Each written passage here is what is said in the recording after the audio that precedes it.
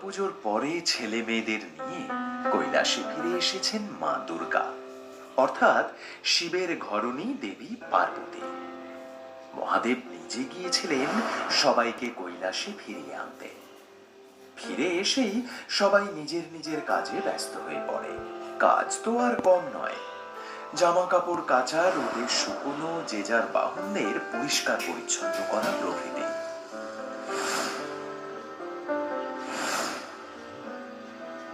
কিন্তু এ কি, গণেশ বেচারা মুখ গোমড়া করে বসে আছে কেন? গণেশের ইঁদুরটাই বা কোথায়?